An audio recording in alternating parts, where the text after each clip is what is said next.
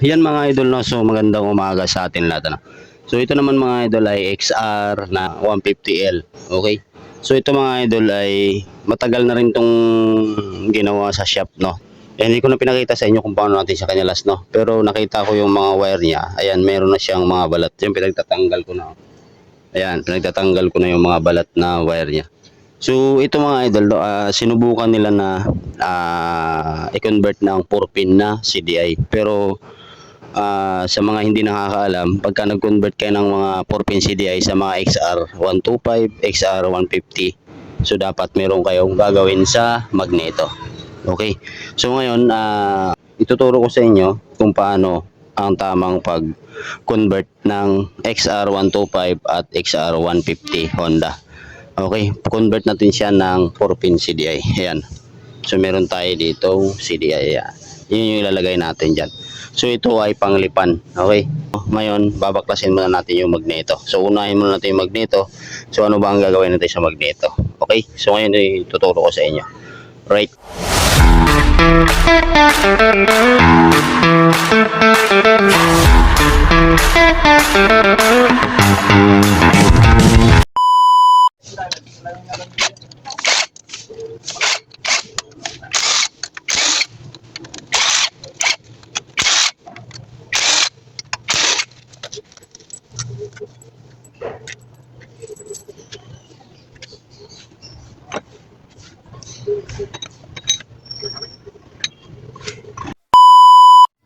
So, ayan mga idol, no. Ayan, hindi ko na pang nakikita sa inyo kasi hahaba yung video natin, ano. So, kung makikita nyo sa magneto niya, ayan, no. Tanggalin muna natin tong gear. Okay. So, kung makikita nyo sa magneto niya, ayan, no. Meron yan siyang isang umbok dito. Ayan, no. May isang umbok na maliit yan dito. Tapos, itong ano na to, mahaba to. Tapos, ang ginawa natin dyan mga idol, no. Tinabas natin yung isang umbok na maliit dito, tapos yung mahaba na to ay hinati natin. So meron pong diskarte sa pagtabas ng magneto mga idol, no. Baka kasi magkamali kayo at hindi magtitino yung andar ng motor nyo. So ang ginawa natin, so makikita nyo, ayan, hindi ko lang mailapit yung camera kasi medyo pangit yung camera natin. Ayan. Okay. So kung makikita nyo naman yan, sasabihin ko na lang sa inyo para kahit papano ay meron kayong idea. Okay. So kung makikita nyo sa magneto, meron siya nakalagay na F tapos dash isang guhit. Tapos T tapos isang guhit. Yung T kasi ito yung TDC niya. Kumbaga ito yung top dead center niya. Yan, yung guhit na yan. Tapos ito namang F niya, yung F tapos meron ding isang guhit. Dito kayo magbabase mga idol, no. So yan. Kasi ito mahaba to, di ba? Hindi ko lang napakita sa inyo kung paano ko tinabas kasi hahaba yung video natin ng gusto, no. So yan, nakikita nyo, ito yung marking niya, ayan, o. Kung nakikita nyo, ito yung pinaka-marking niya. Tapos, siyempre, yung pagkatabas natin ng magneto, ayan, tinapat na natin siya mismo dito sa guhit. So, kailangan hanggang dyan lang yung tatabasin natin. So, yan yung natitira. Ito yung natitira niya. Okay. So, ito yung natitira niya. Ngayon, doon na tayo sa CDI. So sa CDI naman, tuturo ko rin sa inyo. Basta pag nagtabas kayo, tatanggalin yung isang umbok na maliit dito. Ayan, papantay nyo lang. Tapos ito naman, yung mahaba na to kasi hanggang dito to mga idol eh. Ayan, hanggang dito yan. Tumaga, hinatay natin siya. Pero kailangan, pag tumabas kayo, dapat itatapat nyo dito sa may F tapos yung guhit. So kung lang yung guhit, yun yung pinakatapat niyan. Okay, so dapat hanggang dito walang banda yung babawasan nyo. Okay, so ang problema kasi pag hindi tayo nagtabas, kaya nagpapalya yung motor, hindi tumitino kasi delay yung ang kanyang kuryente. So dapat maitapat natin or mai-timing natin yung pinaka-contact ng kanyang pulser dito sa kanyang magneto. Okay, tapos yun, dito na tayo ngayon sa CDI. Ayan, ito yung CDI niya, ito yung sakit ng kanyang CDI. Ayan, nakikita nyo yan. So, iwa-wiring diagram ko muna sa inyo mga idol, no, para kahit paano ay meron kayong idea. Okay? So, itong green mga idol, siyempre, pag Honda, ground yan, no? Tapos, itong pula na may liner na itim, yan, may liner na itim. Ito yung accessory wire niya. Kung pag-open ng susi, saka lang iilaw yung ating test light pag nilagay natin sa ground. Tapos, ito namang itim na may liner na yellow, ito yung kanyang ignition coil. So ignition coil, doon yun papuntang spark plug niya mga idol, no. Okay, tapos ito namang kulay blue niya na may liner na yellow din. So ito po yung kanyang pulser. Okay, so ngayon iwa-wiring natin yung CDI dyan. Step by step natin siyang iwa-wiring para alam nyo.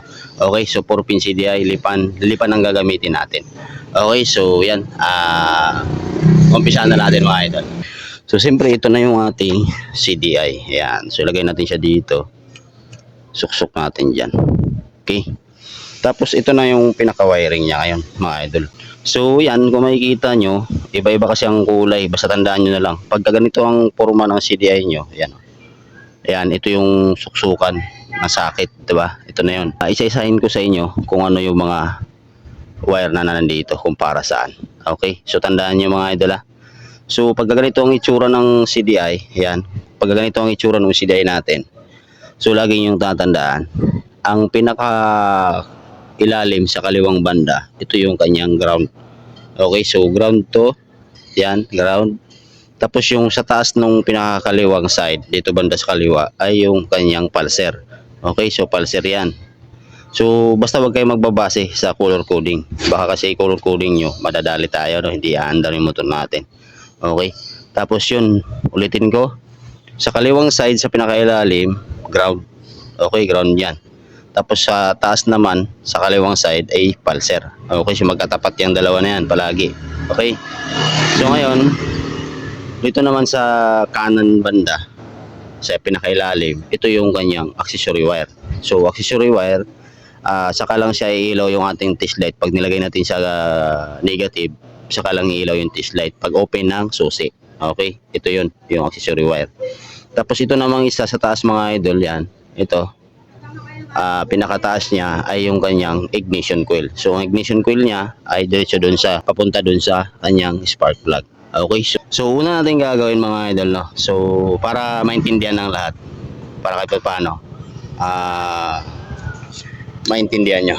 Okay, so siyempre ang unahin natin mga idol ay yung pinakakaliwa sa ilalim. Okay, so pinakakaliwa sa ilalim, ito yung kanyang ground. Okay, so ground yan. So ngayon ilalagay natin siya. Siyempre ang ground ng Honda mga idol ay kulay green. Okay, so lagay natin siya dito sa kulay green. So ito yung kanyang ground. Yan. So ayusin muna natin. Mamaya na natin siya lalagyan ng tape pagka napaliwanag ko na sa inyo lahat mamaya. Okay, so yan, ganyan lang muna. Tapos susunod natin tong sa taas. Ito yung sa taas ng, liwagin niyo yung CDI. Ito yung ground. Ito yung pulser. So ngayon lalagay natin to sa pulser. So ang kulay ng pulser ng Honda mga idol ay blue na may liner na dilaw. Ayan, so dito natin siya ilalagay. So ayan, i-ano muna natin para mamaya natin siya talagang as in i-fix para pagka naipaliwanag ko na sa inyo. Okay, so maganda kasi pagka kabisado natin yung mga wire. So kahit di natin kabisado, pagka nagano kayo, tatandaan nyo na lang, or pwede naman kayo mag-research. So marami namang mga nagbibigay ng tutorial. Okay, so ngayon, so nilagay na natin yung ground, tapos nilagay na natin yung pulser. Tapos dito naman tayo sa taas. Ito namang taas niya, ito yung kanyang ignition coil. Okay, so ang ignition coil po ng Honda mga idol, ang kulay ng wire ay itim na may liner na dilaw. Okay, so ngayon doon natin siya ilalagay. Lagay natin to. Yan, lagay natin siya dito. Okay, so sa pinakataas sa kanan na. So mamaya paliwanag ko sa inyo lahat kung ano ang kakalabasan. Okay, so yan. Na ino na natin siya. Ayan, so nilagay natin ang ignition coil. Tapos yung sa pinakailalim naman, sa katapat ng ignition coil, ito naman yung kanyang accessory wire. Ang accessory wire po ng ito sa ating XR ay pula na may liner na itim. Okay, so ngayon lagay natin dito. Yan. Okay, tapos yan. Yan o. So yun, nalagay na natin. So ulitin ko mga idol para hindi kayo magkamali. So itong pag ganitong itsura ng CDI yan, kung makikita nyo yan, ang pinakailalim niyan ay ground. Ito, kaliwa sa pinakailalim ground. Tapos kaliwa sa pinakataas ay pulser. Okay? Tapos pagdating dito sa kabilang side, sa kanan naman, sa pinakataas naman niya ay intention coil. Okay. Tapos ito namang sa pinakailalim na kanan, ito yung kanyang accessory wire. Okay, so ganyan po yung kakalabasan ng ating wiring. Okay, so ngayon ipipix muna natin siya, tapos mamaya ipapakita ko na sa inyo kung ano ang kakalabasan nung ginawa natin. Okay. So yan mga idol, no, yan, nilagay na natin siya. Tapos ito na yung CDI niya, siyempre nice din natin. Ayan, no. May makikita nyo, nakapix siya ng maayos. Okay. Tapos ngayon, try natin siyang paandarin. So ito mga idol, hindi kayo makakita nito ng palya pag ganito na klaseng 4-pin. Ngayon, kung kasi pag nag 4-pin kayo, tapos nag 4-pin kayo ng CDI, tapos hindi kayo nagtatapos sa magneto, so mamumblema talaga kayo. Okay, so kahit anong paandar nyo dyan, palyado talaga yan. Ngayon, tinan nyo, start natin. Tama, ang ganda paandarin yan. Okay, so yan, nakasusi na. Tignan natin na. Oh, tignan nyo, napakaganda ng minor. Ayan, oh, napakaganda ng minor. Tapos, siyempre, bibiritin natin. Ayan, bibiritin natin na para marinig nyo. Ayan, oh.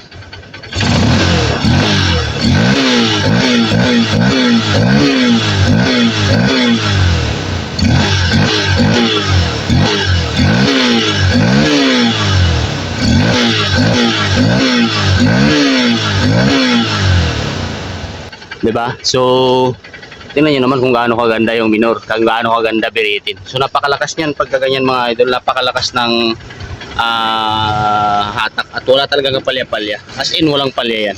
Okay, so yun lang mga idol, no? Yan, so XR 150. So, paras lang to ng XR 125. So, pag nag-convert kayo, ganun dapat ang gagawin nyo. Okay, so yun lang. Maraming salamat at sana nakabigay tayo ng idea dun sa iba. Alright. So, yan, tinan nyo. Ulitin natin ulit. Kahit pustat-pustat mo yan, napakaganda yung pustat niya, no? Tagi isang pindot lang. Patayin natin. Di ba? Isa pa. Di ba? So, walang kapalya-palya. Okay.